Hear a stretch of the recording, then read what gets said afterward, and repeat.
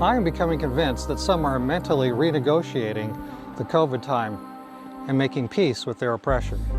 When days are wild, we want to retreat to familiar times, old cuddly times when things were comfortable, when there were problems in the church, but they would be triumphantly solved at the GC session, when there were problems in the civic society, but they would be solved by the next election. Then our breakfast cereals were safe. Red dye number 5 was approved by the FDA. You could take your kids to the doctor and get a boatload of shots, and you could smother your food in canola oil, and everything would be fine. But 2020 and following happened, and convenient stories we were living in ended. Within my church, for some, one congregation became a flawed but hopeful symbol for reality. While the command had gone out to stand on exactly positioned dots, mask up and lock down, a different viewpoint was permitted to shine. In the heritage of liberty, uncomfortable truths were spoken to his people, and many said, "Yes, Jesus." Everyone didn't see it this way. I get that. It's comfortable to believe in an infallible church and infallible leaders.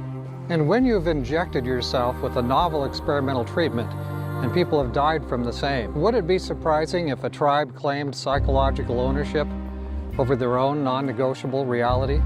And so you have the ultimate collision. You have the care versus harm perspective on the one hand, and you have the liberty versus oppression on the other, in the same church. And to keep on being a good person, a non-fool, one can choose to rewrite and re-believe the history in their own mind, do a consolidation of history. And so now it was false doctrine that went out.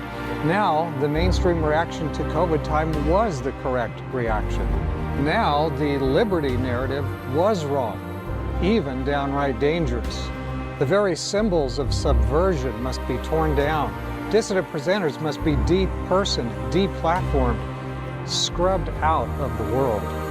None are safe if church is reduced to a vector for power.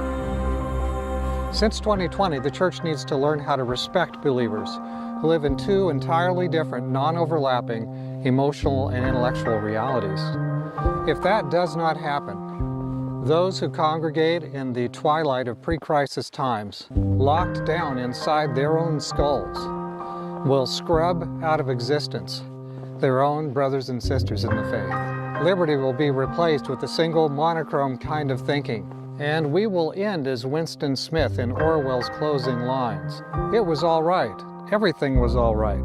The struggle was finished. He had won the victory over himself. He loved Big Brother.